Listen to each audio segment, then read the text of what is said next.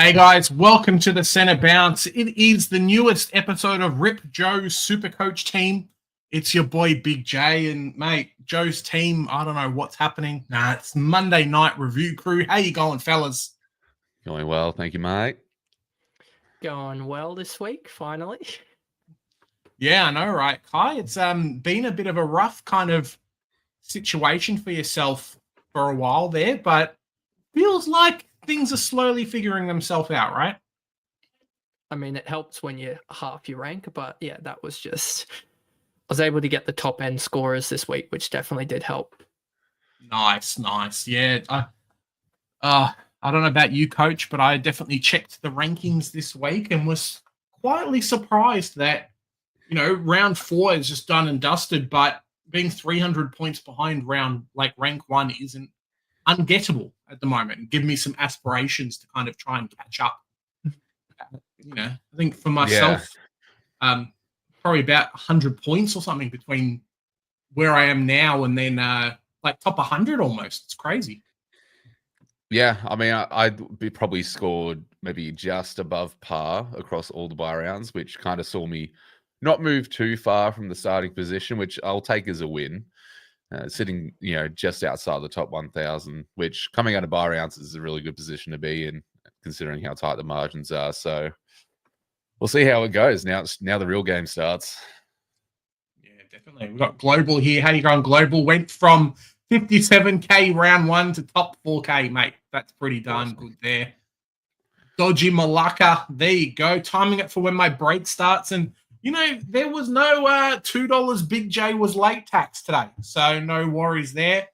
Velo, how you doing? Evening all. Well, both my Supercoach season is pretty much like my baggers. Ouch, Velo. Thoughts on getting rid of Rosie and Callahan from Merritt and Washcroft?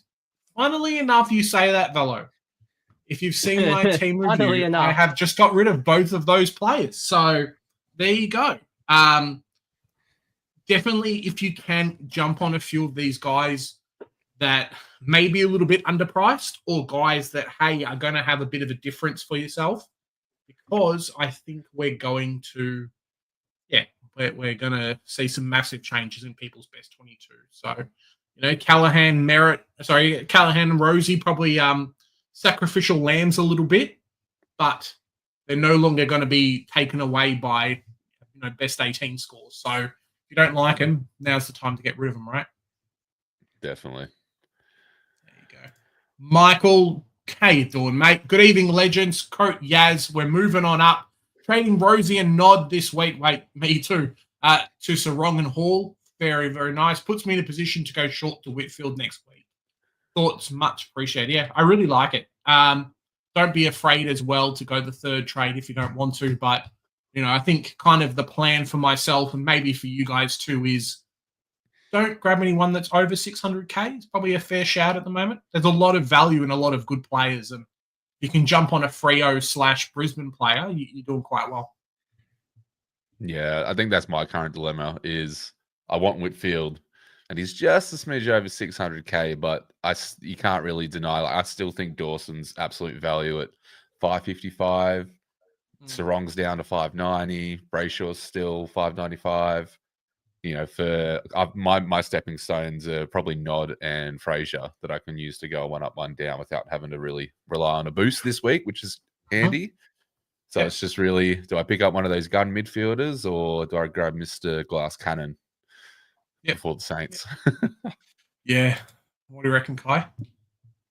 Yeah, definitely something I've been sort of pondering over is the double upgrade of the Callahan and Rosie, because I do have the 200K in the bank. So I think that would almost be an appropriate use of the boost there to be able to do the sort of two high-end mid-prices, I would almost say at that point, with or low-end primos to the...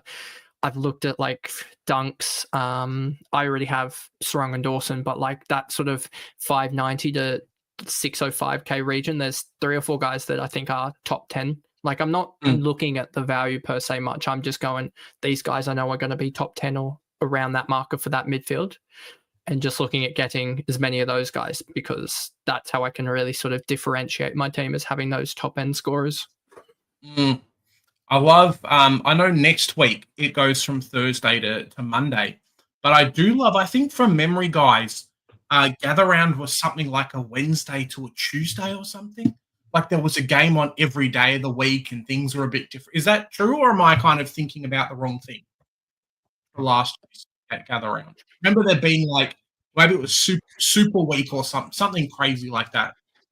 Yeah, it rings a bell. I'm trying Um, to load up Supercoach and it's being slow on me. But I do believe it was something around the lines of, yeah, it was like 5 nights in a It was row. it was round 7 last year, Wednesday through till the Sunday. That is Yeah. the one that I can find. That was that because of and then you had, I want to say it was something to do with Anzac Day stuffing it up or something like that. Maybe. Yeah, it was just a weird one. I'm just like, oh, this week's only Thursday till Sunday. Cool. And Yeah, then it next was week is Thursday Anzac till Day Monday. Anzac Day was the Thursday that week, so they had a Wednesday night game for some dumb reason. Then they had 2 Thursdays, a Friday, and 3 on Saturday, 2 on Sunday. A weird mix of games. That's pretty rough. Rod Todd, mate, I love this name. So many lives tonight. We'll settle for this and then jumping on DR's live at 8:30. Well, mate, maybe we'll get done by 8:30 so we can jump on DR's live as well. See what happens there. Global, g'day, mate. How you doing? Corey might only use one trade if O'Driscoll is on field. Well, there you go.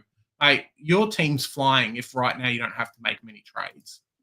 Ricky Edwards, how you doing? Hello, guys. What to do with Callahan? Keep the faith, guys. I've said it already myself, but if you've got him, are you getting rid of him? I think he's actually gone backwards in price. Yeah, 20K or so. Yeah. So you're going to keep him or you're going to get rid of him? Because he might cop the tag this week. But by this week, he's either copping Windhager or Steele, and Steele still is a rough matchup, I feel like. So I'd get rid of him now and get to that guy that you know is can cop through a tag, score an 85, 90, not a hope for a 75. Yeah. No, I get that.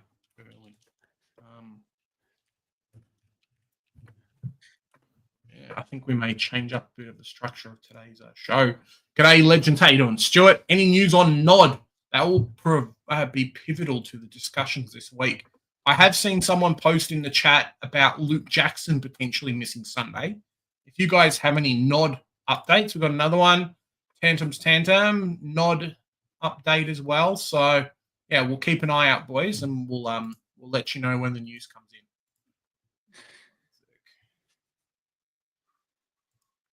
There you go, Global. I'm up to 7,083, went up 6K. Big score, yep. Nice work, Corey. Have Jackson. Oh, mate, that's unlucky there. Vela, you'll be fine. You've got us this week. Cool. Glad I never had Rosie and Callahan, short, etc. Yeah, feels a little bit like that. The people that didn't go too crazy. Now, this is the opposite of me. But the people that didn't go too crazy with, Short, Roberts, Perryman, Oliver, who else? Chera, Rosie, I guess, kind of fits in there as well. And then Callahan. If you didn't have every one of those like I did, I think you're in a very good position. Because I think all of them have now gone and left my team.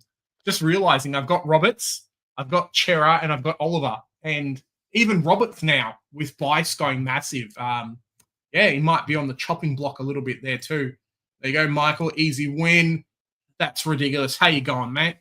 Was discussing with Rook earlier tonight, Callahan, Nod, and Foss. Nice to Bice, Sardis, and Sinclair. Or Zorko, but which one? I reckon Sinclair is on fire. Just from having a look at fixture-wise. Give me 1 second. Yeah. Loves to play. Sinclair's just a good matchup. Yeah, loves playing Sinclair's at Marvel. a 119, did we say, when he plays 0 CBAs or something like that, which is top of the line for a defender. Yeah, I somehow made the move of Sinclair and Bice in for Short and DeConing, which probably turned everything around, to be honest. Yep. Well, there you go. And I think so this week obviously doesn't play at Marvel, but has 1, 2, 3, 4 games out of the next 7 at Marvel as well. So, yeah, could work out very, very well for him. Jackson out this week, severity TBC. There you go. Thoughts on DeVrioli, sneaky top 6 defender. Now, we'll go over the scores from the weekend, but yeah, I think that might be a bit too sneaky. If you want to be sneaky, cool. Luca Livoti, how you doing, mate? Trades this week is Richards out, Brayshaw in. Cool. O'Driscoll and Marek in. Yeah, I think a few more of us are going to start tapering away from round 12 bye as kind of the season progresses, so I don't mind that at the moment. Hopefully Richards does go back to decent scoring, though. Did this one already. Nick Dacos will be about 550k-ish next week. Plays Lions, whom he scores well against, and then Anzac Day, where he'll go massive. Yeah, probably don't get him this week, but potentially next week. See how it goes. We're not giving up. Nods ankle, no. How you doing, Charles? This week was a disaster. 1902. Charles, ouch. Ouch. Hopefully you can bounce back. Doggett is 100% out. Means Shrek is probably going to play. Or if you're someone who's got Liam Reedy, you're going to be doing okay. Sitting at 1.7. Nice. Dropping 200 spots, but feeling solid coming into the best 22. Yeah, I think everyone's team is going to be a little bit different, but the best 22 is probably the way to go, and just making your team as strong as it can be for that. There you go, Corey. Corey, I might have 1 boost left after this week, and you have 4. So stuff you. It's all fun and games. Please help. Need to get a ruckman for Jacko. I have TD. Well, you could just pick and choose. Honestly, is that what we're doing? Yeah, the ruck line is horrific this year. Yeah. Hey, if you've got Nankervis has gone big this week. It's a bit rough. Guys, we'll smash into the weekend's games. What are you saying, fellas? Nank's going to go huge. Yeah, Skodfather's got him. I think he's probably one of the few. Jono, how you doing, Jono? G'day, legends. Had a cracking week this week. Nice work. 2082. Holy moly, moved up 17k spots. Nice to be ranked 7k. Trade this week. Sarong and Hall in for Callahan and Henderson. Nice. Solid. Hopefully, for my sake, Henderson keeps his spot. George Hewett is averaging 28 and 9 tackles. There you go.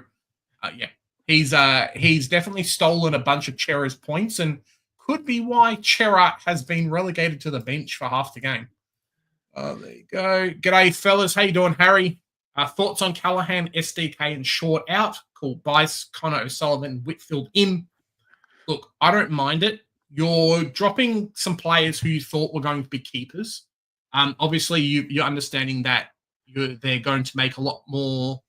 Sorry, you've paid a lot more than what their starting price was in Bice and O'Sullivan, but hopefully they're going to make you a lot of money to counteract that. So it's a boost going backwards, which is never a great thing.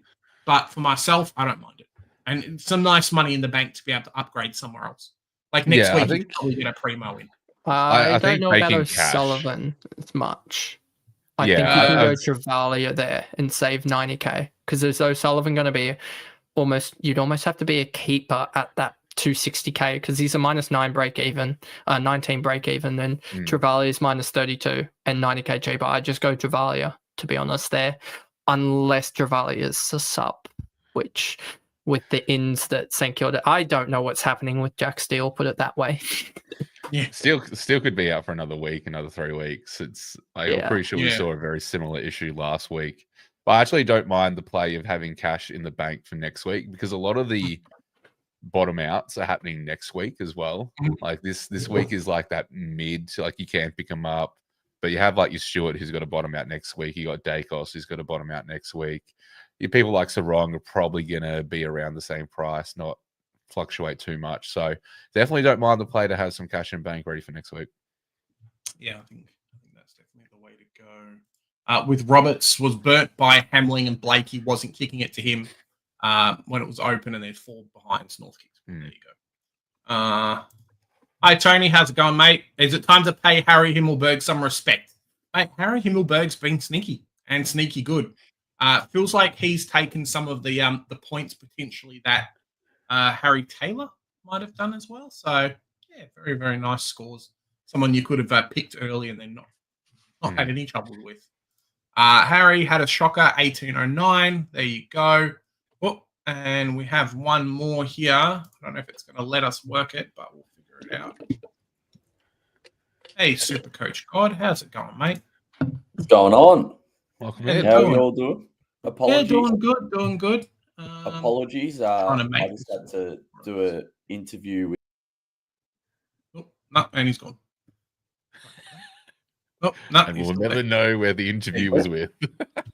Sorry, I'm just trying to get it to work. I just had to do an interview for uni with Paul Connors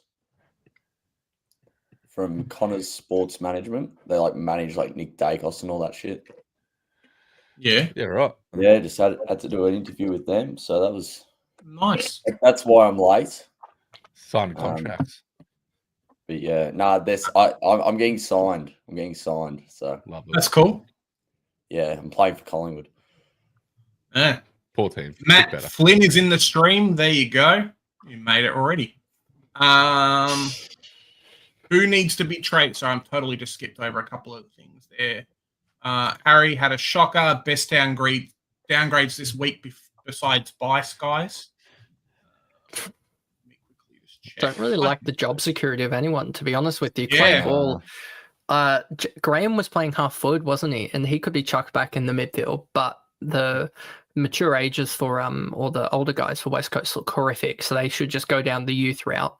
Was it Dudley from Freo as well as probably the best forward? I think he's about minus 65, 70, somewhere around that range. But it could be a week where you just try and hold off, I'd say, because there's not really anyone that I like job security wise.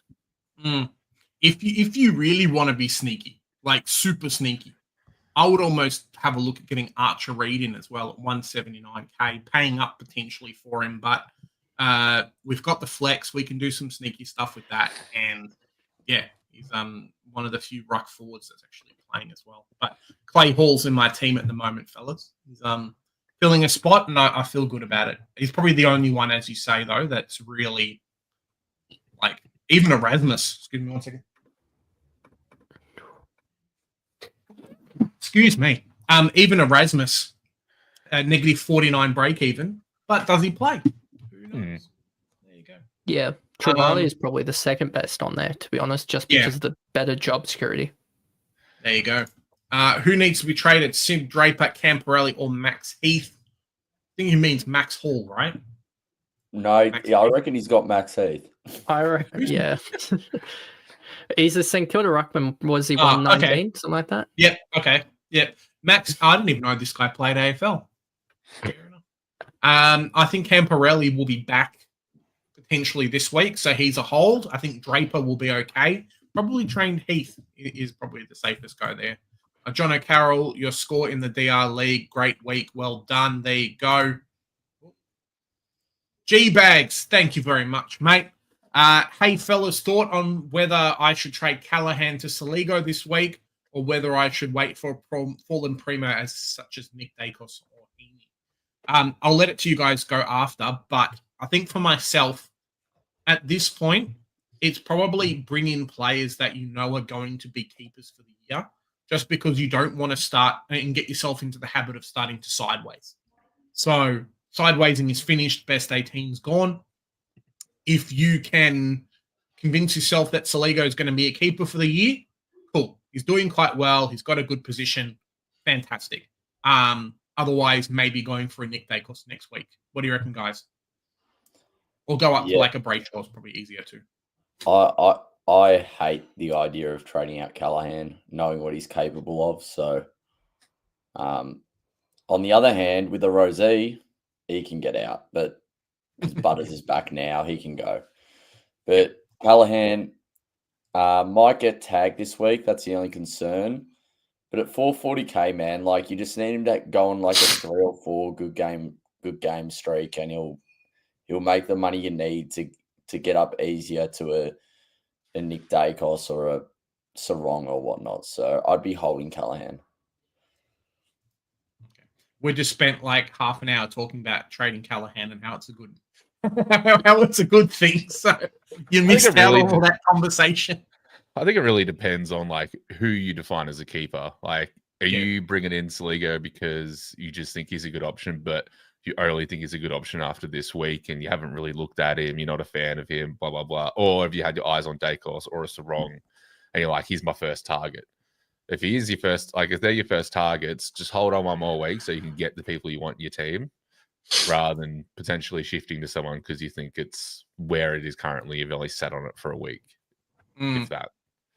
Yeah, some good talking there. G'day, guys. Can't find a good mid. Who are the best available? I have Brayshaw. We've kind of covered a couple at the moment. Dunkley, anyone from the Dogs really seems to be a good way. Potentially, just having a quick squeeze at my team. Maybe a Jordan Dawson is slowly tapering off and going to start going up in price. I've got Ashcroft. Fellas, anyone else that he should have a look at bringing in? Merritt. Okay. Merritt's got a nice run coming up. Bro, if Merritt was in lock for DPP, I would move mountains to get Merritt in. It's just a shame him and Will Ashcroft probably aren't going to get it, which is slightly frustrating. Would make my dropping of Horn Francis all the worthwhile. I don't hate going to someone like and Nando is probably my favorite one, and who I would like to get in most this week. Other than that, maybe Dawson. I actually don't hate getting in Lockie Neal this week. I don't hate it. I reckon he can probably hit the break even. So yeah, I don't mind Lockie Neal this week. I'm not sure if God has gone fuzzy for you guys, but we'll just hit through the rest and then we'll check out the rest. Luca will be dropping Sarah end of round 6 for Dacos. Okay. Yeah, maybe he's done his time, but I would upgrade players into the team and then finish off your primos after. Lindsay is a test for those who held. Yep, going to be fun. Who gets tagged in the Port midfield? Probably Rosie, considering they'll let Butters and Horn Francis go big. Rosie gets tagged and then they still lose, which is fun. Connor O'Sullivan's a jet. Look like he'll keep climbing. Yep. And Henry's out for 3 to 4 as well. So should be all right there. Dodgy Malacca. Shot myself in the foot not getting bites. 100%. In fact, he's got a negative 98 break even, fellas. Like, that's a lot. Yeah. Yeah, if he goes 100, I think it's like another 90. If he goes 100, he goes up to 290k or so, I think it was. Yeah. So that's just crazy that he's basically made the cash of in 2 weeks if he goes 100 of like guys in like 6-7 weeks. There you go. Joshua, I think he's a must-have of Hewitt. 546k, mate. If I didn't have Chow already, I could be going on the Hewitt train. Overtaking Tom Liberatore at 597 potentially. Hey guys, trades for this week are Whitfield, Dudley, Dawson. Okay, out Rosie, Callahan, and Nod. Okay, okay. Just be careful that Dudley. I don't know what his job security is like, but I think they love him at the team, so it's not too bad there. Legend will be surprised if Fullerton, 119k rookie, does not debut this week. Cool, nice info there. We'll keep an eye out on Thursday. The God is in the house. There you go. God needs to pay the $2 late fee. Out there name dropping already. There you go. Sandy Brock to look good for next week. Yep, 100%. I think a bit of a watch on Gov to see what happens. But I hope that West Coast, as we've spoken about, play Hall. I think, maybe drop a Tom Cole and keep Brock into the team because he looks quite good. Dudley has Switter and potentially Walters back. We've said that. Last couple of questions, fellas. Mark, hey guys, got a 1964 this week. Big O, Big J, see Joe, mate, yeah, or Joe. All the content creators are in a spin before the season about primo round 12 buy players. What happened to that narrative now? I think a lot of us actually jumped off at the moment and kind of, a few more Brisbane players, a couple of Collingwoods and whatnot, but there's a big difference between starting them and then bringing them in after their first buy. I think a lot of us now have actually gone through that. And it's like, cool, well, now they're available. Let's grab them. Murray, thank you very much, Murray. Hey, guys, in a mess. Have Flynn and R2. There you go. We've got someone here also that has Flynn at R2. Nod, Rosie, Callahan, and Short. Of the last three, which ones would you trade? I assume you want to get rid of Flynn at R2. So which one of those would you get rid of? We have I think the consensus is probably Rosie from us. A little bit torn on Callahan and Short. To be honest, I think Short's probably good for an 80. And if that's the worst score you have, then no worries. So, yeah. Is my mic all right now? Yeah, all good. It's good. All right. What I would do, firstly, wait till team sheets, because I've got a weird feeling Mr. Matthew Flynn might just get a game this week based on his waffle performance. But if let's say Flynn's not playing, I would be getting rid of Flynn, Rosie, and I'd be getting rid of. I'd get rid of Nod if he's out for 2+ weeks. So, yeah, I don't like trading Callahan, but a lot of people do. And Short's just going to get you the average score. Like, yeah, it's nothing special. Fair. I can move on Short this week to Merritt or Whitfield. Which one? Couple of Whitfields, couple of Merritts. Personally, I like Whitfield. He's just a hard watch. Because every time he gets knocked, I'm like, Whitfield. Yeah. I think when it comes to like the Merritt versus Whitfield, I think you're really looking at the difference in like roles. I feel like defenders have a much higher ceiling and a bit more consistency this year than your midfields will. Yeah, like Merritt has Sparrow up with Melbourne. Is Sparrow a decent tag? Maybe not. Maybe it's more of a run with role, but they haven't got Caldwell. Sardis is probably going to have an absolute, big game as well. But Merritt's the only really taggable player that they're going to try to put attention into. So that could be a bit of a downfall against Merritt. Whereas Whitfield, he's just going to do Whitfield things. So if you want the safer pick, go Whitfield. But if you want a potty pick, go Merritt. Yeah. Do I hold Callahan or go? Look, I would trade him, Mark. I think that's fair. Is Joshua Hewitt? Okay. My trade this week's Horn Francis trading at Callahan. Bring back Horn Francis trading at Callahan. Hewitt comes in, Rosie out, and Clay Hall in. If Nod is playing, should I keep him and trade Callahan instead? Look, I think Nod's going to be okay, but he has dropped a bunch of potential now that with that somewhat poor score. One sec. I think he has a fairly high break even now. So break even 36. So if he scores another 100, cool. But it's probably one to watch because I don't know how far Hayden Young is away. So watch and see. If he's back into the team, probably worth trading Callahan. I still have Sanders. He's sitting on my forward bench. Cool. Not sure what to do with him. Probably you can hold him if you want to, Zave. Might be worth trading him though. Merritt is a gun. He'll be top 8 mid. There you go. Are you convinced on the Bridget? Who's Bridget? Briggs. Briggs. Okay, cool. I couldn't even go large for. Yeah, well, there you go. Flynn wasn't on the plane today, so highly doubtful he plays. CWT says. Oh, shut that down for you, God. I'm trying to find this information on Twitter right now, and I can't find it. You got to go to Big Footy. That's where all the good goss is. Hey guys, looking at one of these players around the same price, Ashcroft, Saligo, or Darcy. Look, I think we've got to wait on Darcy. At the very least, he won't change price for 3 weeks, so we'll be okay there. Saligo looks really good, but I have gone Ashcroft. I think he's kind of in a field of his own, and whenever the commentators now say Ashcroft passes the ball to Ashcroft, I'll be happy. Michael, there you go. West Coast have said Waterman's going to play. We went through this one already. All righty. We are going to check out the score, the team sheets from last week. Going to plow through these super quick. Make it worthwhile, guys. Stay tuned. Hey. Okay, I'm going to figure out how do we get this to work last time.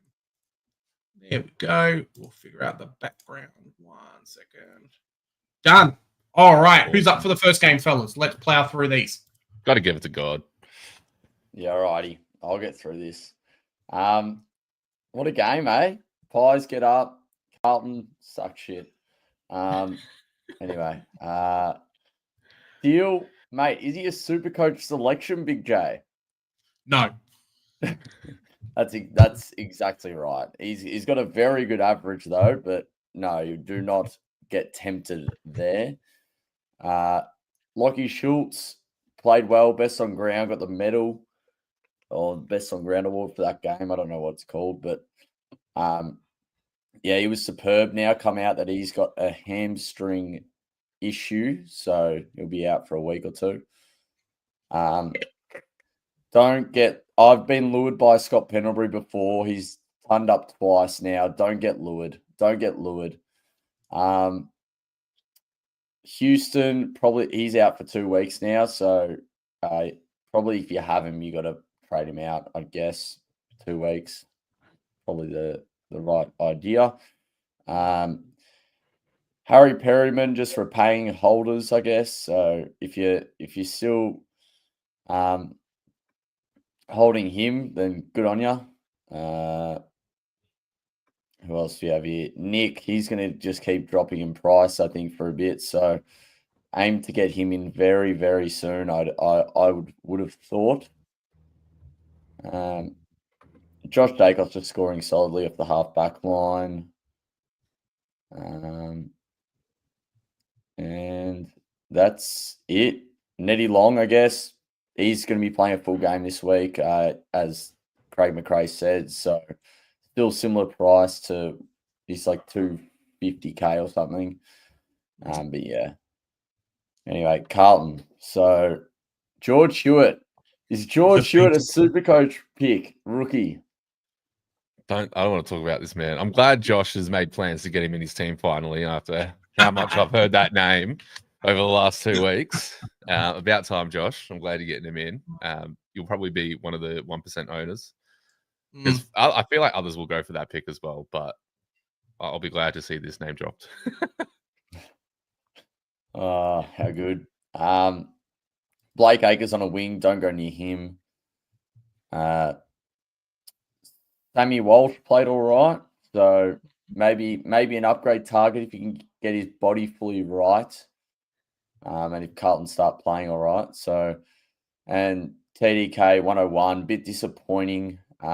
Looks like Darcy Cameron's a little bit restrictive this year. So probably not going VCs against Darcy Cameron, you would have thought, on Ruckman. Chera 99, just I don't know. He scores the same every week. I saw David King said on, I think it was Fireball Friday or something. He said that Chera will just have his 23 every single week. He'll just play well every week. He'll have no exceptional games. He'll have no bad games. It'll just be but yeah, tons are good. Doc, don't go near him. Who else do we have here?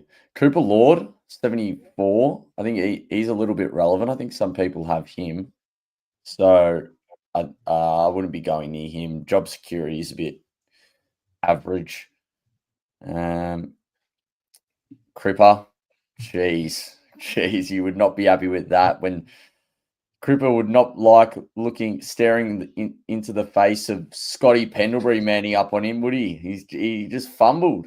No, but I think on a real note, I think Cripps is probably injured. So I don't know. I think he's playing injured. So I don't know about holding the Crip man. Would you say Cripps is potentially someone as a target once his price drops? Because he's going to have a massive price drop too. Yeah, maybe. I genuinely believe he's playing injured. Like I remember that year he had that back issue and he was like just over 400K for most of the year. So I think it could be a similar situation to that. I don't know. He just doesn't look right. And we know what Cripps looks like at his best. Like he's getting tackled. Normally he just doesn't get tackled. So he shrugs it off. But yeah, I probably wouldn't be trying to pick up Cripps this year. But yeah, I think that's about it. Oh, Will White as well, maybe one to watch, but he scored pretty crap. So Yeah. There you go. I'll get stuck into my boys, who absolutely showed Melbourne the door. We had, I'd say, a relatively good game for those that held Stewart. Came back with a 118. He just tends to do this every year. He'll get like the concussed or sent out on injury and then just come back the next game and do a 120. You know, it's ridiculous. Michael. Yep. So I think if you haven't brought him in previously, if he hasn't already been in your team, potentially a target to watch for next week. He's at a decent and very gettable price this week if you needed to pull the trigger, but he'll be a little bit cheaper next week as well. I think he's got like a 160 break even. We just kind of see here that Guthrie also did well. We saw O'Sullivan did well. So all the back line did quite well for Geelong. So something to note for teams against Melbourne is the defenders seem to get a little bit of points leaked to them. Dangerfield just absolutely owned the Demons. Not sure if he's really Supercoach relevant, but one to watch. Something that's very interesting is Stanley absolutely put up a good contest against Gawn.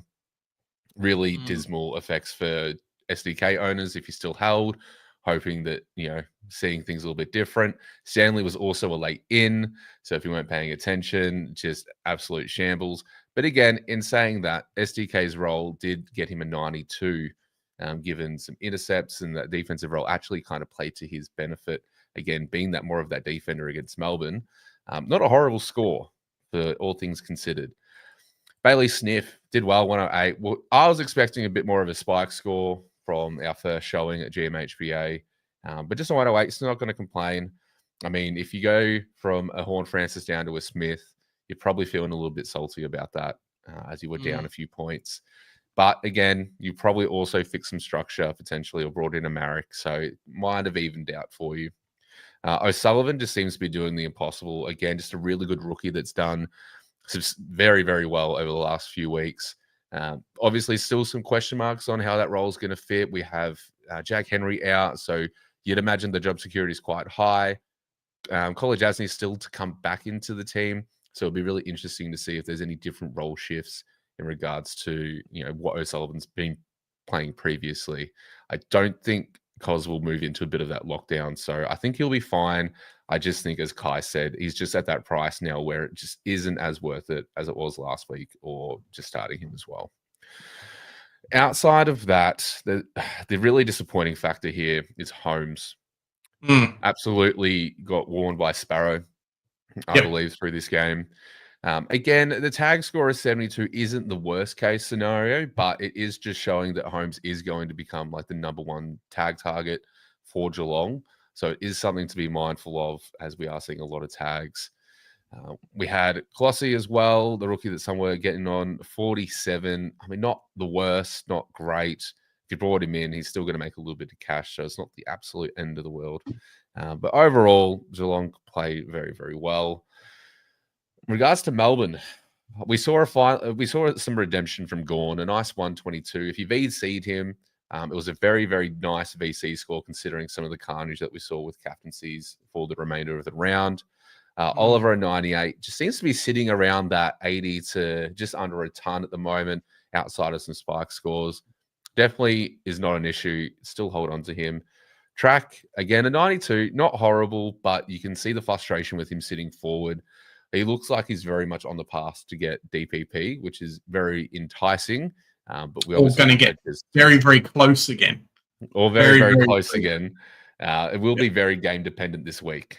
So we hope to see, if you're holding Track, you really don't want to see him go forward, but you also do, just knowing you're going to have to cop probably a lower score just to get that DPP. So bit of a longer term play there. Pickett back in the side as well, 91, pretty decently. Bowie still providing relatively good scores from someone who started, you know, in that mid 200s to 3,000 mark as well. If you decided to go Bowie over a Fraser, for example, you've ended up on top there. I mean, let's have a look. Langford, 39. Some people did take the risk after his outstanding performance last week. Didn't seem to get repaid this week. Spent some time in the forward line. just wasn't as impactful in that CBA mix with everyone back. We have Viney back into the mix as well with a 54. Rivers back down to reality after a big game last week as well. And probably the most disappointing one is just Henderson, a 32. Yeah. We hope he holds his spot. We've probably got some other players. Maybe you've got a Camporelli on the bench who, if he's not named, you probably have to look to move on. Even a Stone. Stone's probably worse off at the moment. So if you're going to pick like a Henderson or Stone, you probably want to trade out Stone. But again, a lot of these rookies that we use to trade out for this week is very going to vary depending on team sheets. So yeah, just not really what we wanted to see from Henderson. He needs a really big spike score to really kickstart that cash gen again. But otherwise, he's a 99k rookie, so we can't really be too mad at the end of the day. Still going to make some cash off him. That's it, man. He's bloody cheap. Where's North Melbourne in this? No. All right, cool. I might do this next game. Gold Coast versus Adelaide. Ooh. Now, we spoke about Dan Rioli before, but it almost turned into a bit of the Dan Rioli Cup there, didn't it? Someone sneaky just kind of came out of nowhere and was like, yep, cool one. I swear I did not even notice him on field. Like, I just a sneaky, like, maybe took all the kick-ins or did something. I just didn't notice him. Maybe I wasn't watching this game. Rioli did very well. Took Miller. Unfortunately, no one else really from Gold Coast actually stepped up and went bang. Took Miller 108. Noah Anderson was on track for a huge score and then just fell off in the second half. I think he was 65 to 70 at halftime, and then poof, that was it for Noah Anderson. Witts with the 100. Cool. If you've got him in your team, no worries. Powell 98, and then Big Flanders, who just seems to be trudging along. Big disappointment. Well, there's two of them really, but there's a massive one further down the list. First disappointment from Gold Coast was Matt Rao with the 74. I know he was Skodfather's weapon, and a few other people brought him in because he was Skodfather's weapon. 74 wasn't great. Just had a bit of an average game, to be honest. And then the biggest letdown, which kind of hurt everyone in the community, was Bailey Humphrey with the 64. Now, there was some talk. I think it was like a media thing throughout the game as well. Well, just before the game, saying, oh, yeah, he was driving along in the car, chatting to the press, and was like, cool, I think I'm going to play forward pocket. And guess what, guys? He played forward pocket. So there you go. I didn't put him in my team due to such reasons, and yeah, seemed to work out okay there. It's not great. So if you've got him in your team, cool. Otherwise, it kind of hurts. A few people with Ethan Reed as well, really stink again. For him, heading over to Adelaide, one second. Yeah, Adelaide 1. Mate, it is Isaac Rankin redemption next week. He is just going to be like, nah, stuff you, I'm taking all the free kicks. This is the second time that Rankin has been stuffed over by, hey, look, I think it was Rankin or just Adelaide, but Adelaide in general has been stuffed over by red time frees that should have not gone to the opposition and, marks that should have happened and whatnot. Just a rough one. Peatling, massive game, probably best game of his career. 126. Saligo definitely trudging along. I think he's one of the few guys at that 440k mark alongside Will Ashcroft that actually made decent money. So congrats if you picked him up. Nice to have Jordan Dawson scoring a 124. So definitely had him in my team there. Hinge with the 116, not really relevant. One that is that, our big friend Shaq, if he's watching, had brought into his team is Riley Thilthorpe. So 114, 5 goals, still cheap, and probably is going to win the Coleman. So if you guys don't have him, you want a decent enough option. Him and Sam Darcy could be sneaky forwards to bring into your team. Moving down the list, Rankin 81, just never really got going. Didn't get subbed, which is nice. Rory Laird did, but yeah, could have kicked the match-winning goal and probably finished on 150, which would have been hilarious. Moving down the list, Dan Curtin, 65.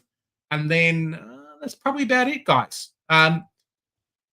Did your pickups from this game work? You thought, did you guys watch this game live, or was it a bit of a, hey, just kind of check out the team sheets? It was a bloody good game. It was a great game. I watched. I think the last 3 quarters. I didn't watch the first quarter, but I tell you what, this is the first time I'm seeing this. That Rank had 5 frees against and no Yep. frees for. Yep. That's cooked. And he should have kicked the winning goal. He could have gone 140. Yep. Yeah, he had well. a ridiculous contest possession and clearances. I think he had 18 contest possessions, 10 clearances or whatever. He was on like a 2-to-1 DT to Supercoach ratio at one point. It was on like 35 fantasy for like 70 Supercoach. And I was just going, this is messed up. Yeah. Well, I don't know. What can you do? He's a good pick. Calf strapping might be a little bit worrisome. Like his second half wasn't very good, I didn't think. But yeah, I mean, apart from that, Geordie Dawson looking like a sneaky pick this week. Mm-hmm. I reckon. Hope he doesn't cop the tag. Yeah, we'll see. We'll see. Kai, do you want to lead us in with the Tigs versus the Lions? Well, this game is probably going to be very short, this analysis, or at least one side of the team. Hopper, he finally actually turned up for the first time in like 4 years for the Tigers, it feels like. So, yeah, no, thank you. Sammy Layla, a couple of teams still have him in just because of I guess, him being the number 1 pick and stuff. But I think a lot of it is just dead teams at this point of the year. And he's going to produce a lot of these performances here and there, but I think he's also a guy that could easily pull the 60 performance that we've seen a couple times already. And at that point, I think you're going to take him for another couple of weeks and then just cash him out once he finally drops another 50. Now that'll be that. Nank, the tank, because Taranto's irrelevant. He's just somehow continuing on, and he's probably, even though he's doing, I think, roughly the same as what or is he better than the likes of Gawn, because he is currently at average of 97.8, so slightly worse than Gawn, but if you adjust for the prices, I think they're roughly about even for value, which, I mean, just shows this ruck line. You're either going to get about 10 points under what they're doing from the previous year. So you can just sort of pick and choose, and you almost want the lesser value guy just so that you can spread the cash around elsewhere and get the other value. But Nank's done pretty well, and he has Freo this week, and that's Luke Jackson's out. And if Sean Darcy doesn't pull up, but he should, if he doesn't pull up, then we get he could go 180 on Reedy if Darcy doesn't get up legitimately, but I expect Darcy to get up. Short, he just got enough of the ball. He's just, as I think Big J said at the start, he's a guy that's not going to, I think, go down in price, but he's not going to go up and be suddenly a primo. He's just going to be a guy just sitting there at 85, 90, and it'll be that. Trainer, that was a monster score from him again, I think it is at this point. I'm losing track of these rookies in the back line just going off. But that was a really, really good score by him, and it just looks like he's going to get enough of the ball. He's going to get his 15 touches a game, and that'll be that for him. And then also you've got no one else really. I mean, we can comment on McIntosh's attempt at tagging, but I mean, he just sort of went to whoever he thought would get the next clearance, and then another guy would get it, honestly, with Brisbane. And that was about it. And then we go over to Brisbane, and you could spend 10 minutes on this midfield. It is the best midfield in the comp, but hands down. They have like 6 A-grade midfielders. The fact that like Zach Bailey can't even get into the midfield is probably a testament to how good their midfield is. Yeah. You know, McCluggage is the guy that just goes under the radar, and he's produced, isn't he averaging like 120 or something, 130 for the year? Just nonchalantly doing that. Then you've got Neil. We were all worried about McIntosh going onto him. He tried for a quarter, I swear, and then just decided, nah, Neil's just going to do what he wants. Neil ended up with 42, and that could have been an absolute monster. I mean, 130 is still a big score, but that with the disposals there, and I think the efficiency was there, that could have been a 160 if he'd done the marks and tackles needed. Will Ashcroft, he's going to be the natural development guy of the year. I wouldn't be surprised if he's top 15 midfielder. I don't think he's necessarily going to be top of the line because I think there's stats out there that show that the third or fourth midfielder really does struggle to get decent enough scoring, but he's still going to probably defy that because this guy, he could be a dual or triple Brownlow medalist and a dual or triple Norm Smith. That's how good this guy is. Dunks is a guy that I think got stuffed over slightly by the scoring mechanism, Supercoach. Maybe that was just because Will Ashcroft was taking the mickey with it, but he's definitely a guy that is going to be a safe score, but he also still has that potential if Neil gets tagged to put an absolute monster in. So I think he could go 117 to 120 range this year, which would be a sneaky, with all the midfield there for Brisbane, would be a sneaky option, I feel like, at this point. Zorko, and I was actually looking at this earlier, was end of last year, Sicily had a game against Richmond, and we all thought, or at least I did, I was massive on bring Sicily in. It's the best matchup of the year for like a running halfback, etc.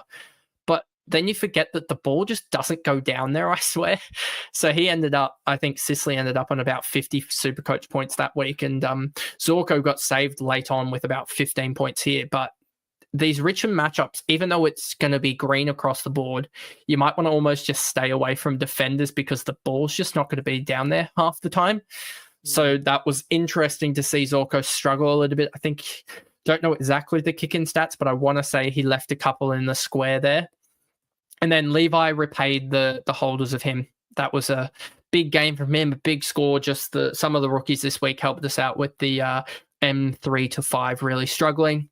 And that's pretty much it for Brisbane, as they have quite a few guys just sort of not by the rookies, I would say. Yeah, and they're just so bloody dominant.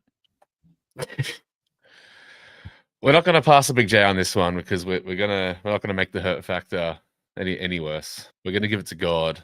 Be nice. Matt, be say nice. your worth. I don't care. I'll Crappy game. I'll try. I'll try and be nice. But I've got some critiques I have to give. She's halfback. Is the role going to stick? I don't know. I'd be pretty sure that Big J probably doesn't want it to stick because they were quite average North. So she's up forward might be better for North. Definitely not better for our Supercoach teams, but good on you for those who held him. You trade him out, I'm sure you got a Whitfield or something that did even just as good or even better. I can't remember what Whitfield scored, but 148. Yep, there you go. Paul Curtis, quickly becoming one of the best small forwards in the comp. So definitely not a Supercoach option, but love his game. Luke Parker, I've seen a few teams with Luke Parker in there. He's doing okay for people who picked him up. But he was always going to rock up against his old mob. So, yeah. LDU, I mean, it's just an okay score. You wouldn't be too thrilled if you started this pick. I tell you what, I think he'll be a lot better when North get better. But yeah, you need to see more from LDU. Sherry, I don't know. He didn't look like himself. He was very, I don't know, 23 hitouts isn't great when you compare it to Grundy's 21. So yeah, a bit concerning with Sherry. Looks like that hammy's giving him a bit of worry, a bit of trouble. Caleb Daniel, I mean, he's just doing what he needs to do for our teams. He does absolutely nothing defensively, but when he gets the ball in hand, he generally makes the right choice. Then Tom Powell, I think he scored pretty average the week before. So, and I think a few people have him. Geez, there's so many relevant North players. It's actually ridiculous how many there are. But yeah, I think Tom Powell's done okay for you if you started him. Who else do we have here? We got Colby McKercher, some people started him. If you started him, you'd hope you would have got out of him by now. He's been pretty crap. Who else? Simkin, 62. Yeah, look, if you picked him up, this is just what you get. This was always going to happen at some point. He was just going to drop a mid score. He's definitely better this year than he has been in previous years as a player. I think it's just he just always, his floor scores are just so bad that they cook his average. Constanti, gee, he was getting in a lot of fights, wasn't he? That little number 41, a lot of fights early. It was very entertaining, but yeah, probably one of his best games of the year, to be honest. 16 touches is probably the most he's had yet. Who else do we have here? Matt Whitlock debut, 29. Got subbed off, so wouldn't be going there. And that's about it. Any thoughts on North, boys? No good. In the bin. And now we've got the greatest number 26 of all time at the Swans. The greatest number 26, the greatest player to ever put the 26 on at the Swans. Luke Parker can get stuffed. Come on in, Riley Bice. Mate, he's better than Roberts. He's going to be a primo. He's going to average 110. It's going to be glorious. So we've got onto a good one here, boys. If you haven't picked him up yet, get him in this week. You'd be silly not to get him in this week if you haven't already. Grundy, 113. Still just a shadow of himself. It feels like he played well, but he's still just a shadow of what he used to be at the Pies. Wait, give me a sec, boys. Can someone take over for a sec? Yep. Yeah, I'll Yep, go for it. I can do it.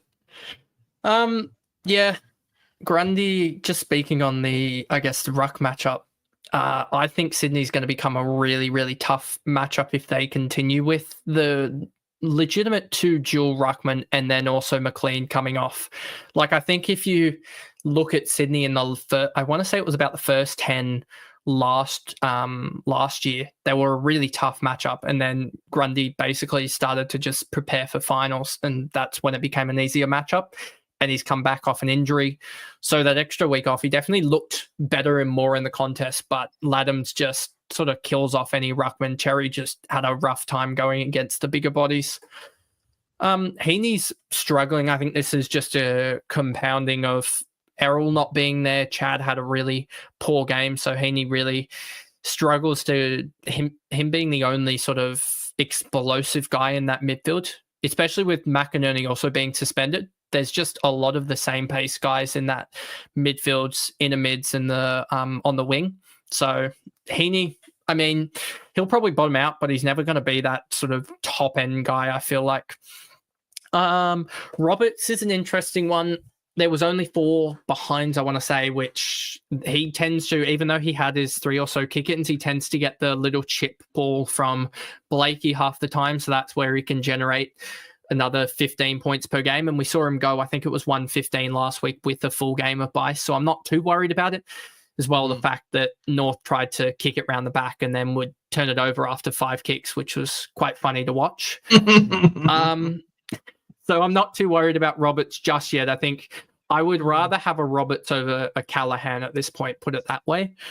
And then Cleary, he finally got back into the side. He was a guy that I was very, very hot on in the preseason, but he had some, he was a naughty, naughty boy around Christmas time, and he had a 2-game suspension, but 37 in the VFL last week. And then he had a small forward role this week.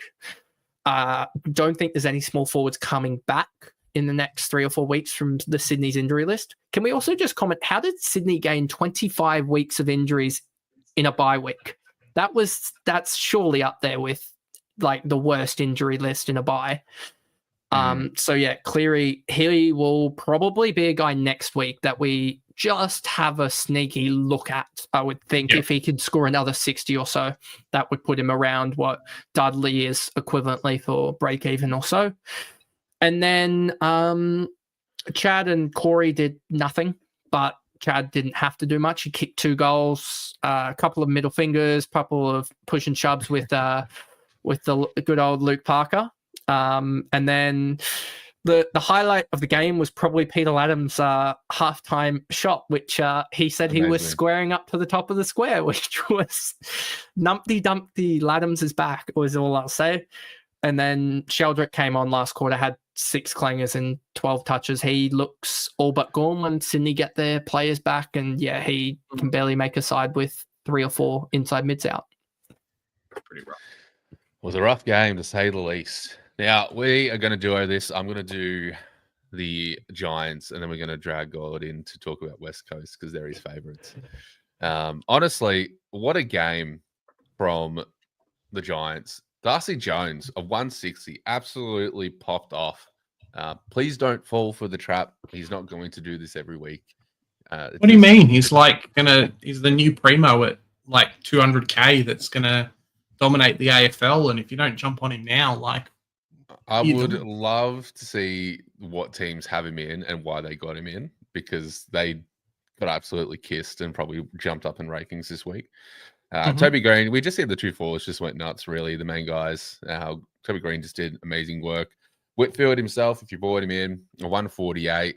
As Big J was saying, he has a habit of slowing down towards the latter half of the game. Didn't seem like he was stopping this week and just kept on going. So a nice 148. Very solid. Hogan, do we need to talk about this man's accuracy just for a quick minute? My goodness. Absolutely crazy. Did he end up going 10 for 10? No. He was 8 for 8, I think, and then he handballed to Cadman for a goal assist. Oh, ruined it. Should have kept it. But again, we're just seeing these forwards pop off this game. Absolutely crazy. Ash, again, Whitfield and Ash, they seem to be like a nice dynamic duo. I still think if you picked Ash, it's not a horrible return with the scores that they're getting. We had a shout out of Himmelberg as well, just a sneaky smoky, playing quite well. If you started him as a bit of that mid-pricer outside of the Perrymans and Frasers, very, very happy. You've definitely won that one. Briggs as well, 107 against a dismal West Coast. So we were hoping for a bit more, but I still think he's going to be a great target for those like God that have Flynn at R2 that might need a pivot coming into this week. Outside of the main big guns, we saw Callahan absolutely play quiet. He did actually play quiet. It's just his scoring wasn't there. Still had 25 disposals. All the ingredients are there to have good scores, which I don't mind the hold of Callahan. The ingredients are there. He just couldn't string it together as much as he needed to in a Supercoach perspective. So unfortunate, didn't work out, but could always be worse. Could be a Rosie. And outside of that, the only other disappointing factor I'm going to quickly touch on is Stone. I'm hearing Campbell Chester vibes coming out for Stone.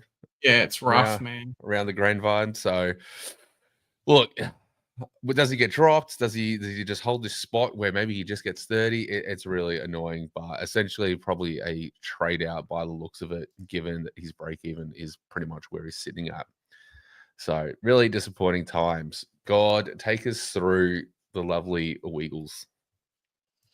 The Weagles. Now, my boy, Ryan Marich, I was going to start him. All pre-season, I was going to start this bloke. And then what happens? He doesn't even play in a pracky game. Now, all of a sudden, he's taking every kick out for the club. And it's great. I mean, I think GWS kicked 7 behinds in the first quarter, and he took like 6 of the kick outs or something ridiculous. And there was a clip I posted on Twitter, and he just did a little sidestep out of the box and then kicked in the opposite direction, just a little short kick. Oh, it's just hilarious. What prime example of stat pattern. He knows what he's doing.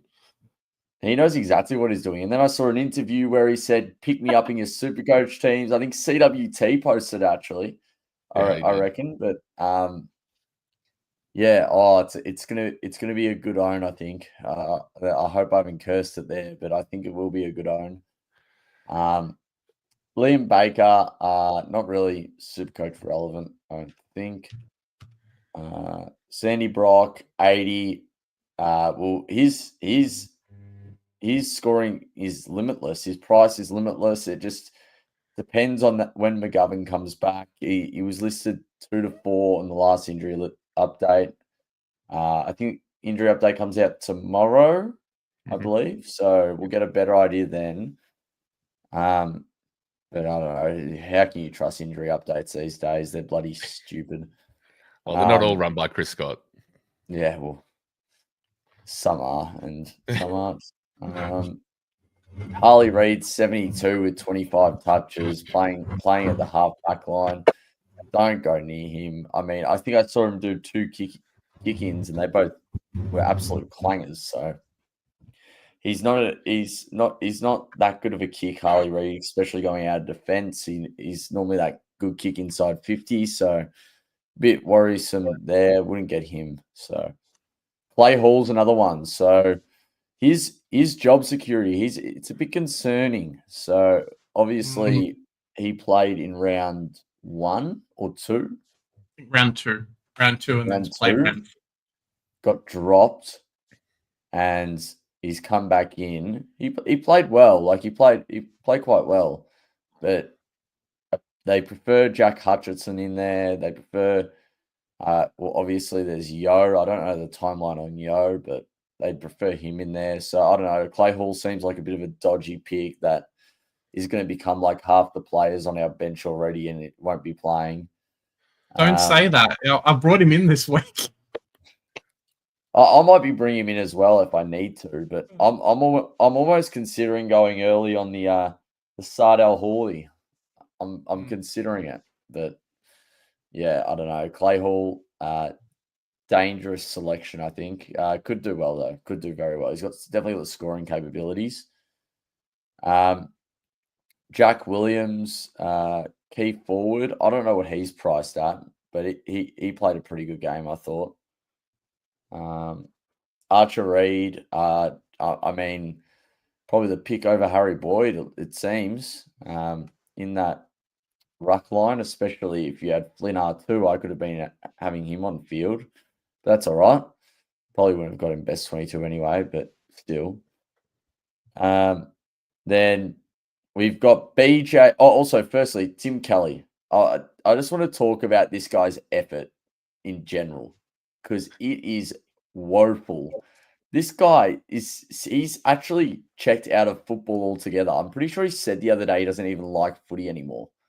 Like he's fully just given up on football. But anyway, that's a story for another day. But yeah, I mean, BJ Williams, what are you doing to me, man? You suck. Like, seriously, Briggs had 42 hitouts on you. Hey, 22. 22. Oh, my God. I reckon if Flynn and Briggs faced off against each other, it'd actually be quite even. Like, it's actually ridiculous. It's 11 touches. I mean, look at his fantasy to Supercoach ratio. That just tells you how well he played. Oh my God, he needs to go. Sounds like Flynn's not even on the flight, so it looks like I'm gonna have to trade him out. But Oscar Allen, I mean, just minimal impact once again from him. Tommy Gross, was he a first game player? Mm-hmm. Yep, so he's an interesting one. 51 Supercoach, 62 fantasy. 17 with 1 goal, 1. Pretty good game. So just one to keep an eye on. Dua, I mean, if you picked him up, he's just doing fine. Nothing special really. It's not too bad. I don't know what he's priced at now. But yeah, is that it? That's it? I think that's it. Easy. It. Big J, I want to take us through this absolute great game of the Saints sending Port packing. Kai, you take it. Kai, go for it. Take us. Wow. This game was really, really, good for me, I guess, because in the end, holding Horn Francis. And a quick comment on Bailey Williams. Jack Williams had more hitouts to advantage than Bailey Williams did. Oh, you're kidding me. So that You're just shows you how kidding me. bad it was. He had one hitout to advantage in the whole game. Anyway, moving on to Horn Francis. I hope you held him, God. Of course I did, Unless mate. you want Of to course I did. I had a friend talk some common sense to me the other day on the Thursday Misery night. So compiler I to thank those him that for it all. traded. Oh, Because I thank him for it all. Yeah. Like my mate, he texted me. He goes, "Don't be an idiot. Don't trade Horn Francis." And I said, "Fine, I won't." And then he repays me with this. So how good? yeah. Horn Scumbag. Francis, the thing about him that I this saw in the guy. previous games was that the role was giving him opportunities. He just forgot how to mark in the previous games. And if you think, I swear in the last game before this, there was 3 or 4 marks that he dropped. If you think about that, that's probably about 20, 25 points that he had dropped. So yeah, 3 shocking weeks. So he's still basically averaging what he's priced at, but he's back and he looked way more damaging in this game, was taking marks. He took an absolute, I want to say it was his 3rd goal that he kicked. It was an absolute hanger in the forward 50 over about 3 guys. And then he goes back and kicks the goal from 45 meters out or something. So he just looked like the man on a mission to prove, was it Kane Corns and King that gave him a lot of stick midweek? I want to say one of the shows gave him a lot of stick midweek for basically forgetting how to play football. And then the rest about this game was, I guess, Butters coming back. That'll be interesting. I think you should just give him 4 or 5 weeks. Just let everything settle with him. Let him get through a potential couple tags or 2. Let's just wait until that all happens because you don't want him to re-injure or anything like that. So that's why I just wait a while for him. But aside from that, this game probably just shows, if it wasn't obvious, that the Port backline is just going to be an absolute mess in terms of scoring. They're all going to either go big or go small, and then there's always going to be probably one guy that goes big, and I don't think that guy is going to be a regular guy like it was with Houston last year. Seems like Bergman's had a couple good weeks, but I wouldn't be surprised if you see Logan Evans, who could almost be dropped at this point if he was that bad. But if he just somehow pulls out a 100 from absolutely nowhere.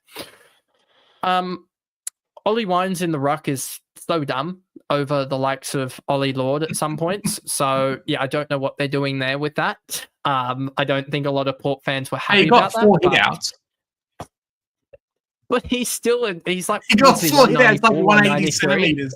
180 centimeters and got 4 I'm pretty hitouts. sure he's one of the taller mids, but still, he's not a ruckman. Cripper does it better, but I still wouldn't have Cripper in there. So, yeah. And then Rosie decided he's just not wanting to play footy at the moment. I just don't... The thing about Rosie that's different with Horn Francis, I feel like at the moment, the last couple of weeks at least, and there is still a worry about trading him out, is that I don't really see the opportunities with Rosie at the moment for him to generate score. It's not like the obvious with Horn Francis of free kicks against and drop marks that are just negating his score a lot. I don't see where the score's really picking up with Rosie at the moment. And also, do they have Hawks or St Kilda this week? Is it Hawks? Or something? They have another tag on the horizon as well. So I'm just like, no, thank you. I think it's Hawks, I want to say. Hawks and straight into Sydney. Yeah, that'll be interesting who they tag, but the other one's still getting row bottom anyway, so I wouldn't want that anyway. And then Moraes came back to earth, I want to say, just with what happened with him. 43, he's just going to be your, M9 for 3 or 4 weeks, I feel like at this point. Generate cash, get him up to what would we say, 250 or so, and then ship him off by then to another rookie and use that as an upgrade somewhere, that 150 or so thousand. That's pretty much what's going to happen with him. And then no one else matters from Port Adelaide. They are shocking this year. And Gold Coast have their pick, if anyone was wondering, because they betted on them being shocking. Wangadi Malira and Sinclair. I think I remember saying Wangadi Malira is just going to be this type of guy. And he was. He's going to be a 110. He's going to be a 105 to 125 guy 9 times out of 10, I feel like. And the 10th time it's going to be because he dropped to 90 or something like that. And that's what he did. He had pretty much an almost exact same stat line with Sinclair, both 25, 3 and 2.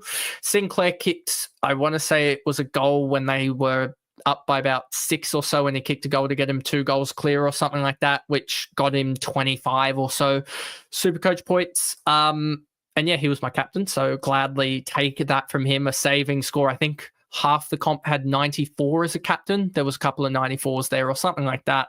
So Sinclair as a trade-in. Kind of sucks that was it Burn Jones on him the whole time? One of the forwards was trying to keep up with him around the ground, but it's Sinclair, so he still got his 20-odd touches.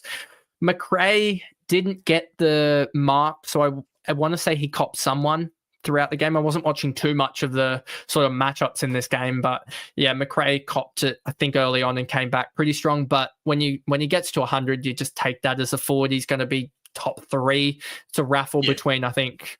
well, there could be a forward that pops up, but I think the key forwards will have a down game in the end to knock him off the top forwards. But he's going to be there with Bailey Smith, Daniel, and Horn Francis. I feel like are still the top 4 and Rankin as well as the one that I was missing there. That's going to be your top 5 in the forward line aside from DPP.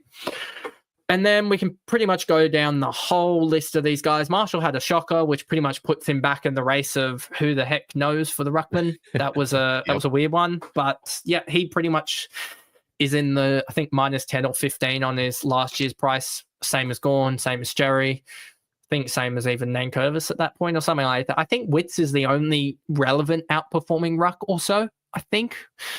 And then Hall's just good cash gen. You could probably put him F6 if you still have that, which is a problem I'm probably going to have.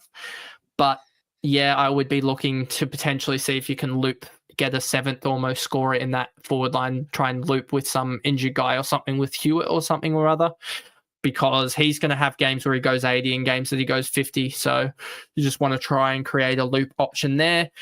Travalia was all right, but not outstanding as a rookie, but I feel like he's going to be the type of guy that no one trades into, and he's going to go like 90 next week, and we're all going to go, well, see, should have done that.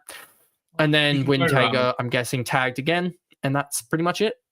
You can basically go Henderson to Travalia this week. So if you don't have any pressing issues and whatnot, it could be a sneaky pick. Big J, take us home with the last game. Right. Last game. Here we go. Freo versus the Bulldogs. Now, the other games were pretty tight. This game was pretty tight too. Maybe start off with Freo. It sucks when you don't own any of the 2 big Freo mids, and then Jordan Clark scores a 101. So Caleb Sarong 142. Basically, I don't know if he was tagged or was just playing shit for half the game, because he was on like 70 points at 3/4 time and just went bang. Didn't kick any goals, finished on 38 disposals, which is fantastic for him. 24 contested possessions, 15 clearances. Like, he's just a good player. Andy Brayshaw, 135. Basically, the reason why I'm getting him into my team is just the monster score and fantastic run. Nice to see Luke Ryan back to his best. I mean, us Jordan Clark owners probably not, but nice to see Luke Ryan back to his best. Luke Jackson, 115. Unfortunately, the chat has been saying that Luke Jackson is currently injured or going to be out for a little while. So, sucks. I don't know what they're going to do. You'd hope Darcy's back, or it kind of ties in as a nice time to be able to do that, but has been scoring really good. Jordan Clark, 101. Similar things. Poor disposal efficiency a little bit, but just felt like maybe he wasn't used as much with the ball. So it kind of evens out a bit. Moving down the list, Murphy Reed, 73. Mate, if you had jumped on this guy at 130K, you'd be happy, because, let me quickly just check. I think he's the best read out of all of them. 258k. So went up another 50 odd K. Super low break even again. Negative 24 break even. So he's going to keep jumping up the price, boys. Like, hey presto, he's going to be fantastic. Moving down the list, probably no one else Supercoach relevant apart from our boy Nathan O'Driscoll. Now, went off basically close to halftime or a little bit later. Poor ankle, and then basically hobbled around for the rest of the game, so it wasn't great. Isaiah Dudley is on the bubble, I think a 46 and a 60 odd. Super reliant on goals. The first game they fed him being the debutant this game. He basically had to fight for it. So 46 to 50 is probably where he is around the mark. Sucks for those people with Corey Wagner. Went off with calf awareness on 18. So I know a few people had him as a sneaky pod. But yeah, pick up the big Fremantle mids. If you had Murphy Reed, you'd be laughing now because he's just going to go even better. And yeah, probably should have picked him up at last week. If I had grabbed him, he'd already be making me a bit of money. Heading over to the doggies. Now, this guy is the most frustrating not own because for some reason, no one had him in their team. Nobody had him in their team. And hey, presto, he has gone big. Let me just quickly check. But he has basically gone big every single bloody game of the AFL season. It's so annoying. I think round 1 was okay. Maybe. And then after that. There's too many Darcys in the AFL. It's like 18 Darcys. It's ridiculous. As you say, round 1 versus North. Okay, 76. You're like, 76. Doesn't matter, 76. Next week, 117. You're like, oh, okay, Collingwood, 117. Alrighty then. The week after that is Carlton, where Curnow goes back. Wiedering somehow goes forward, 125. First price increase. Holy shit, 50k. This week, 141. What is this bloody nonsense? He is just a fantastic player. Doing some ruck hit outs as well, but just dominating and marking. It might be the time of the key forwards again alongside Stilthorpe and a few others. So if you've got him, fantastic. A lot of people asking, is he top 6? At the moment, he is. So him and Stilthorpe, a few other people are definitely in the top 6 realm. It's more about just who comes in terms of which mids kind of get it by luck. So, yeah. Bailey Dale, 110. Very happy if you owned him. Tim English, 107. Cool. Liberatore, 102.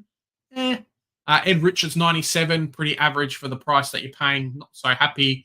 Moving down the list, we had someone asking about Riley Sanders. 2 goals scraped in for a 76. So it's not great for owners there.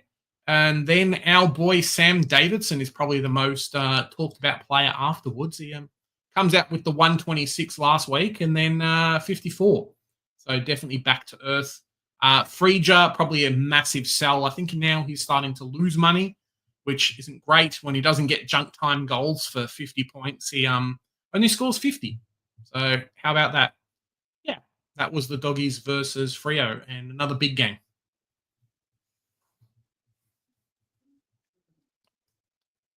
Easy. All right, we might finish up with a couple of questions. Do we have, Coach, our rankings for the week? Has that been done or we're not sure? Mike muted. Yeah, you're muted. Thank you, boys. I did send it to you via the emails. Okay, cool. 1 second. It's just popped up. I don't know. But while Big J gets that up, Kai, what are your trade thoughts for this week so far?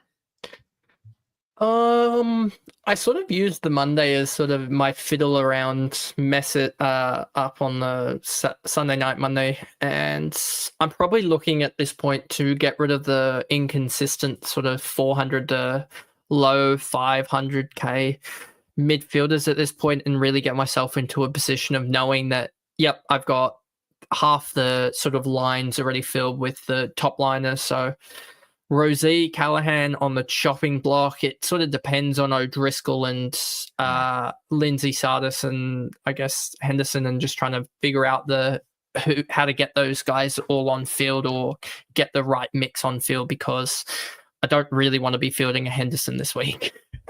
Mm. Yeah, it's definitely going to be a team sheet dependent week. God, what are your thoughts for your trades? Well, let's say Matt Flynn didn't get on the flight. Because we all Definitely know if didn't, Matt but Flynn okay. got on that flight and BJ gets sent home, he's in, baby. But that's not happening. So what are we doing? I've gone. This is currently. I'd like to hear you guys' thoughts because I've broken a rule, a very important Supercoach rule, Oh no. which is never go early on the rookies. But I'm thinking Nod, Rosie, and Flynn. But Briggs, this selection's either going to be Dunkley, Anderson, or Dawson. Haven't decided yet. And then I'm thinking Asad El Houli. Go early on him. I thought he looked really good. Ramadan, I think it's over now. He'll be able to play full minutes. He'll be good. And I reckon he's definitely in their best 22, based on what I saw from him. So, yeah. Don't mind it at all. I'm probably looking at either very similar. It's very dependent on if Nod is playing or not. If he's not, I'm happily going to use him and Fraser to bring in an absolute primo. I could just save a boost as well and just go up to Whitfield and get Dudley in if he's named and seems to have some security. Again, I really don't think there's a favorite between Clay Hall and Dudley. Obviously, Hall has probably a better ceiling, but Dudley also a small forward, going to have their spike game. So could be a Whitfield, could be a Sarong. If I wanted to save cash, I could also go for a Dawson as well, which I don't mind.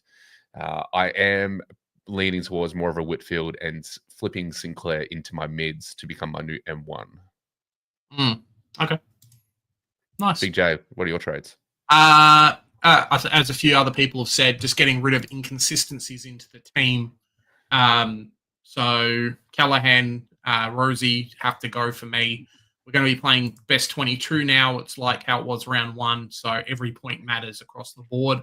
It's your best scoring on field as well. So you don't need to worry too much in other positions. But yeah, got to kind of fix that up if you can. So those two on field for me. I have brought in Clay Hall. So hopefully he's named, but will be kind of reactive, I guess, to team sheets. Brayshaw, Will Ashcroft, who I'm hoping can keep up the level of scoring. Probably not a 130, let's be honest. But if you can come out with a 115, 120, which I think is doable with just how good Brisbane is. Yeah, he's hoping to be a nice selection for me. So we'll see. We'll see what happens. If he's locked in for DPP and someone else is as well, if Zach Merritt becomes a must-have, then cool, we'll figure it out. But they're kind of my two playing around with 42k left in the bank. Before we finish up, Coach, have you said your changes for this week? Yep. Get us to our weekly rankings because I think Kai is very excited about this week. There you go. So maybe we'll let Kai go last. Maybe I'll go first because I'm on the top. 2006 this week, ended up captaining Whitfield, which was my highest player. So I think I'm averaging about a 130 in captains, which is fantastic for myself. Very nice. Haven't been able to do that for a while. He was my best player alongside Sheasel, scoring like 4 points less. Callahan, worst player on field, barring dead rookies. And then, 2002 score for me. Overall rank. Yep. So I just hovered around the same rank this week, went up like 500 ranks. Pretty average week for me. Just glad I'm out of the buy rounds, and I don't know. It's buy rounds suck. I hate them so much. But it did allow me to hold Flynn for that long, so that's a positive, I guess. But anyway, scored the 1941, worst score of the week out of the four of us. But yeah, I mean, my best players, I'm going to give it to JHF just because I held him and I'm very proud that I held him. And I'm going to give it to Clarko for sending Sheasel down back because, yes, it may not have been too good for North, but I tell you what, it was good for my Supercoach team. So that's all that matters. yeah, exactly right. Worst players, Rosie and Callahan, I reckon, they just didn't do too good for me. Obviously, but yeah, looking to trade out the Rose, and probably hold Callahan. But yeah. Love it. Sitting around that same above par score week in and week out for these early buy rounds, which I can't really complain, still kept me within the top 1% and just outside the top 1,000. The horny one, obviously the best player. Again, the hold. It was the round where the hold on some primos just absolutely paid back. So you love to see it. But again, the fridge still broken. Took it into the good guys. Didn't want to give me a refund. So I had to hold him one more week. But he's gone this week for me. Still sitting around the 1,236 mark on my overall ranking. And that's the top of the crew.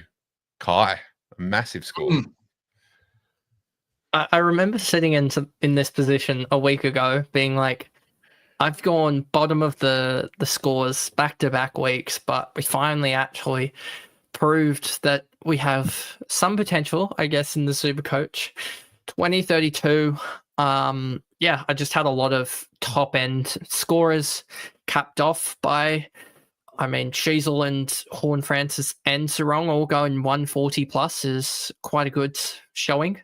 So yeah, Horn Francis, when you have a guy that you have at some points in the Monday night, I had him traded out, and for him to be a top scorer, I'm so thankful that I held.